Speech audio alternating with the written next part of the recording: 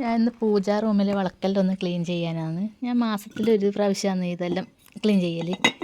വിളക്കെല്ലാം ഒരു മാസത്തിലൊരു പ്രാവശ്യം ക്ലീൻ ചെയ്യും. മറ്റേ കിണ്ടി, ഒരു പൂജാ റൂമിൽ പൂ കൊണ്ടുവയ്ക്കുന്ന ഒരു പ്ലേറ്റ് ഉണ്ട്, അതെല്ലാം ഡെയിലി രാവിലെ കുളിച്ച് അതിൽ കിണ്ടിയിൽ വെള്ളം കൊണ്ടുവച്ച് പൂവെല്ലാം പറിച്ച് കൊണ്ടുവയ്ക്കുന്നത് ഡെയിലി കഴുകി കൊണ്ടുവയ്ക്കുന്നതാണ്. ഈ സാധനം മാസത്തിലൊരിക്കലാണ് ഞാൻ കഴുകൽ.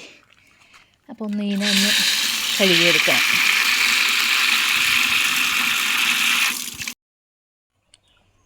ഇത് വെള്ളം നിറച്ച് വെച്ചിട്ടുണ്ട്, നമുക്കിതിനൊന്ന് കഴുകിയെടുക്കാം. ഇതെൻ്റെ അടുക്കള വശത്തിലെ ചെറിയൊരു ഇതാണ്. ഇത് നമ്മളെ ആഫ്രിക്കൻ മല്ലി എന്ന് പറയില്ല, എനിക്ക് ഇതിൻ്റെ പേര് അറിയുന്നുണ്ടായിട്ടാ. ഞാൻ അന്ന് ഒരു വീഡിയോയിൽ ചോദിച്ചിട്ടുണ്ടായിന്.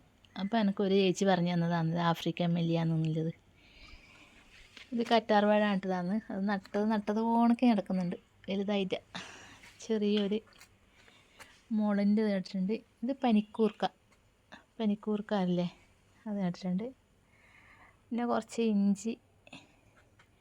ഇതൊരു കരിവേപ്പില നട്ടതാണ്. കരിവേപ്പില നമ്മൾ കറിക്കെല്ലാം ഉപയോഗിക്കുന്ന കരിവേപ്പില ബാക്കിൽ ഭാഗത്തുണ്ട്. അത് ഇപ്പോൾ വന്നിട്ട് ഞാൻ ഇവിടെ ഒരു തൈ കൊണ്ട് നട്ടതാണ്. ഇത് പറ്റ പുതു പിടിച്ചിട്ടുണ്ടല്ലേ, ഇതിനെ ഇതെല്ലാം പറ്റ പോയി അല്ലേ. കറിക്ക് ഉപയോഗിക്കുന്ന കരിവേപ്പില വേക്കലുണ്ട്, അത് നല്ലോണം ഇലയുണ്ട് അതിൽ. ഇപ്പോൾ പാത്രം കഴുകുന്ന സ്ക്രബ്ബറെല്ലാം കിട്ടുന്ന രീതി കണ്ട, കർച്ചീഫ് രൂപത്തിലാണ്. ഇതിപ്പോൾ വിനിയാന്ന് കൊണ്ടുതന്നെ സ്ക്രബ്ബർ ഇങ്ങനെയാണ് കിട്ടിയത് എനിക്ക്. അപ്പോൾ നമുക്ക് ഈ സ്ക്രബ്ബറും ഇത് ഓട്ടുപാത്രം കഴുകുന്ന പൊടിയാണ്, പീതാംബരപ്പൊടി അങ്ങനെ എന്തോ ഒരു പേരിൻ്റെ. ഇത് വെച്ച് നമുക്കൊന്ന് ഇതിനെ കഴുകിയെടുക്കാം.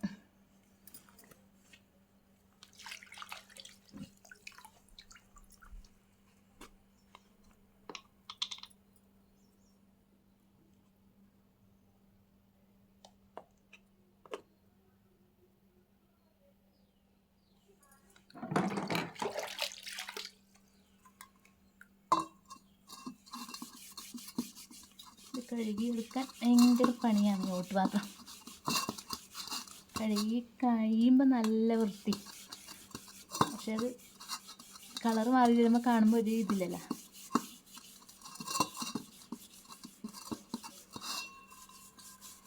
കളറ് വരുന്നുണ്ട്. നമുക്കിതെല്ലാം ഒന്ന് കഴുകിയിട്ട് തേച്ച് കഴിഞ്ഞ് വടിച്ച് കാണിക്കാം കേട്ടാന്.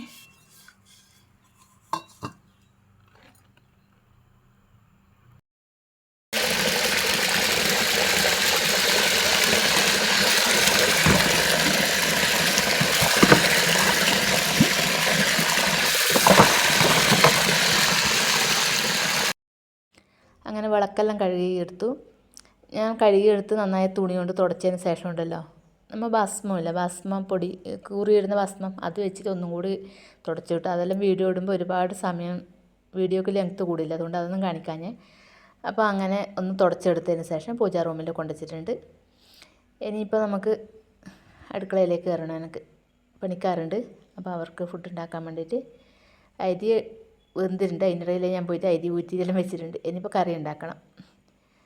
അപ്പോൾ നമുക്കൊന്ന് അടുക്കളയിലേക്ക് കയറാം. ഇനിയിപ്പോൾ പണിക്കാർക്ക് ഉണക്ക് കറി ഉണ്ടാക്കാമെന്ന് വിചാരിച്ചിട്ടില്ലായിരുന്നു. അതിൻ്റെ വീഡിയോ എടുക്കാമെന്ന്. കറിയാക്കുന്നതിൻ്റെ വീഡിയോ അല്ല, ഉണക്ക് കറിയുടെ പിന്നെ എല്ലാവരും വെക്കുന്നതല്ലേ. ഉള്ളിയും തക്കാളിയും പച്ചമുളകും കൂടി അരിഞ്ഞ് വെച്ചിട്ട് കുറച്ച് മുളകും മല്ലിയും കൂടി അരച്ചിട്ട് മുറിച്ച് വെച്ചിട്ട് കുറച്ച് ലൂസാക്കിയിട്ടൊരു കറി. ഉപ്പേരിയല്ല, എന്നാൽ ചാറുമല്ല, അതുപോലത്തെ ഒരു കറിയാക്കുന്നത്. പണിക്കാരിൽ നിന്ന് കുറേ ദിവസമായി ഒരു നേരെ വീഡിയോ എടുക്കാൻ പറ്റാത്തത്, എപ്പോഴും തിരക്കിൽ തന്നെ. അതുകൊണ്ട് ഇന്നിപ്പോൾ ഇങ്ങനൊരു വീഡിയോ എടുക്കാൻ വിചാരിച്ചു. ഇത് പഴയ രീതിയിലത്തെ ഒരു കറിയാണ്, നമ്മുടെ നാട്ടിൻപുറത്തെല്ലാം സാധാരണ ഉണ്ടാക്കുന്നൊരു കറിയാണ്.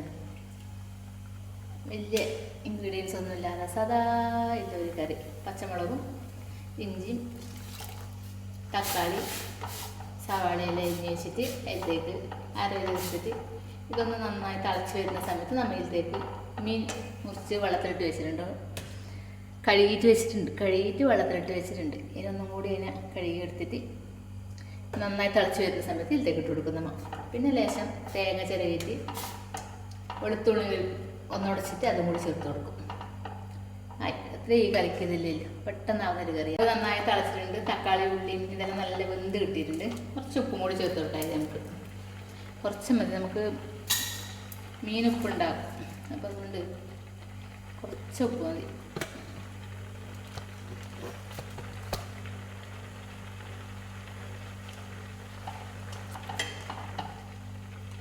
ഇനിയിപ്പോൾ നമ്മൾ കഴുകി വെച്ചിരിക്കുന്ന മീനിട്ട് കൊടുക്കാം. മീനിട്ടിട്ട് കുറച്ച് സമയം നമുക്ക് ഇതൊന്ന് അടച്ചു വെച്ച് തിളപ്പിക്കാം. പെട്ടെന്ന് വെന്ത് കിട്ടുന്ന മീനാണ് ഇത്, മുള്ളനാണ്, പെട്ടെന്ന് വെന്ത് കിട്ടും. വെന്ത് കഴിഞ്ഞിട്ട് ഒരു 2 മിനിറ്റ് അടച്ചു വെച്ചിട്ട് നമുക്ക് ഇത് തേങ്ങയും വെളുത്തുള്ളിയും കൂടി ചതച്ച് വെച്ചിട്ടുണ്ട്. പിന്നെ 2 കറിവേപ്പില എടുത്ത് വെച്ചിട്ടുണ്ട്. ഇതും കൂടി ചേർത്ത് കൊടുക്കാം. 2 മിനിറ്റ് കഴിയട്ടെ.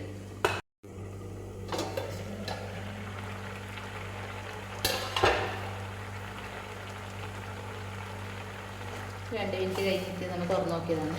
മീനെല്ലാം വെന്തിട്ടുണ്ട്. ഇനി നമുക്ക് തേങ്ങ ഇട്ടിട്ടും ഒരു 2 മിനിറ്റ് വെക്കണം. തേങ്ങയുടെ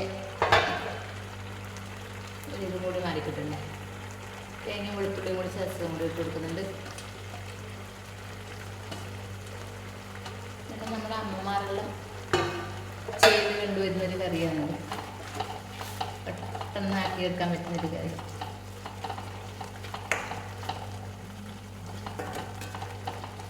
ഒരുപാട് കയ്യിലിട്ട് ഇളക്കണമെന്നില്ല, മുള്ളനായതുകൊണ്ട് പെട്ടെന്ന് ഉടഞ്ഞു പോകും. കറിവേപ്പിലയും കൂടി മുകളിൽ ഇട്ട് കൊടുത്തു. കുറച്ച് എണ്ണയും കൂടി നമുക്ക് ഈ മുകളിൽ ഒഴിച്ച് കൊടുക്കാം. കുറച്ച് മതി. പച്ച വെളിച്ചെണ്ണ ഒഴിച്ച് കൊടുക്കുമ്പോൾ അതിൻ്റെ ഒരു ടേസ്റ്റ് ഉണ്ട്. കടച്ച് വെച്ചിട്ട് ഒരു 2 മിനിറ്റ് കഴിഞ്ഞ് നമ്മുടെ മുള്ളൻ കറി റെഡി ആയിട്ടുണ്ട്. മുള്ളൻ കറി റെഡി ആയിട്ടുണ്ട്. അങ്ങനെ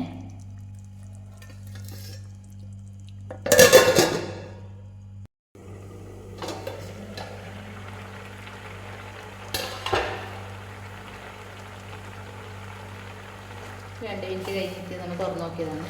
മീനെല്ലാം വെന്തിട്ടുണ്ട്. ഇനി നമുക്ക് തേങ്ങ ഇട്ടിട്ടും ഒരു 2 മിനിറ്റ് വെക്കണം. തേങ്ങയുടെ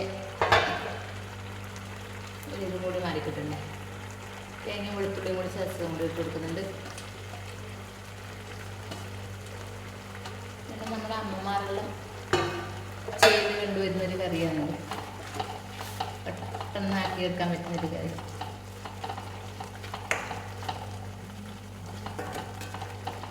ഞാൻ ഒരുപാട് കയ്യിലിട്ട് ഇളക്കണമെന്നില്ല, മുള്ളനായതുകൊണ്ട് പെട്ടെന്ന് ഉടഞ്ഞു പോകും.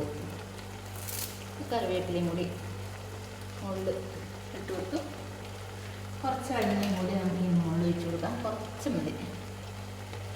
പച്ച വെളിച്ചെണ്ണ ഒഴിച്ച് കൊടുക്കുമ്പോൾ അതിൻ്റെ ഒരു ടേസ്റ്റ് ഉണ്ട്. കടച്ച് വെച്ചിട്ട് ഒരു 2 മിനിറ്റ് കഴിഞ്ഞ് നമ്മുടെ മുള്ളൻ കറി റെഡി ആയിട്ടുണ്ട്. അങ്ങനെ ഇന്ന് ഉച്ചക്കേക്കില്ലേ ഫുഡെല്ലാം റെഡിയായി. ഇനിയിപ്പോൾ പണിക്കാർ വരുവാൻ വേണ്ടി എല്ലാ സാധനങ്ങളും എടുത്ത് വെച്ചിട്ടുണ്ട്. അവർ വരുമ്പോൾ എടുത്ത് കൊടുക്കുകയേ വേണ്ടു. ഉരുളക്കിഴങ്ങ് റോസ്റ്റ് ഉണ്ട്, കൂമ്പ് വറവുണ്ട്, നമ്മുടെ മീൻ കറിയുണ്ട്, പിന്നെ ഒരു പരിപ്പ് കറിയുണ്ട്, ചോറും. അപ്പോൾ അങ്ങനെ ഇന്നത്തെ പരിപാടി കഴിഞ്ഞിരിക്കുന്നു. നമ്മളെ തേസയം ചേച്ചിയുടെ ഒരു മാങ്ങാപ്പുളി അച്ചാർ കൂടിയുണ്ട്. ഇതിൻ്റെ ഇൻഗ്രീഡിയൻസ് എല്ലാം എന്തെല്ലാമാണ് വേണ്ടതെന്നെല്ലാം ഞാൻ ചോദിച്ചറിഞ്ഞിട്ട് ഈ ഒരു അച്ചാറും കൂടി ഉണ്ടാക്കുന്നതായിരിക്കും ഉടനെ തന്നെ കേട്ടോ. അപ്പോൾ അടുത്തൊരു വീഡിയോയിൽ കാണും വരെ എല്ലാവർക്കും ബൈ ബൈ.